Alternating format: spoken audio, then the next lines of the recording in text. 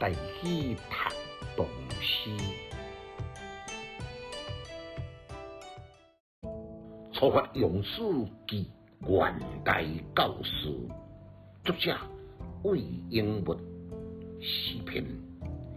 凄凄可亲来，缓缓入烟雾。归舟洛阳人，残将江陵树。琴调为士别，何处还相遇？世事坡上秋，烟火安得处。感慨，这首诗呢，比顶一首也较早的作品。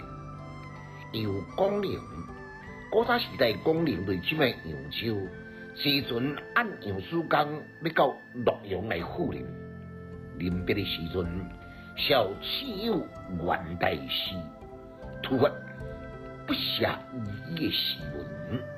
头前四句呢，细致地描绘离开的情况，就这句亲来呢，就知讲伊上交之情。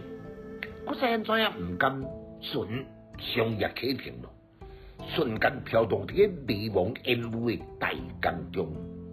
此有的身影虽然既然渐渐消失咯，但是要是忍不住回头来看迄个悬悬的江陵城，明明间声我秋色交织中传来一阵阵流逝的清声，余音袅袅，更加凸显别离痴愁。残将江陵树一句呢，敢像晚霞来受到夕阳来照射，特染上一种离情别绪独有的颜色。伊用一款形象的魅力呢，盖过文字的感染。莫怪这句呢，深深地得到诗坛的程度。后面的四句，拢拢是表达无限的感慨。看起滚滚东流的江水一去不返，禁不住吐出大气讲：今朝为士别，何处还相遇？分别容易相逢难，是咪咱要再看到呢？任何一个人都无法度通来预测。结果呢，就是以世事坡上秋，烟火安得处，是自我的安慰，甚至是更深一层的感伤。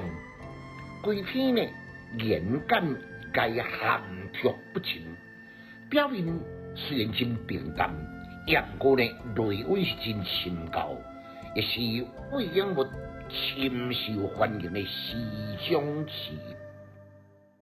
读诗的囡仔袂学歹，有气质，还有文采，读诗快乐哦。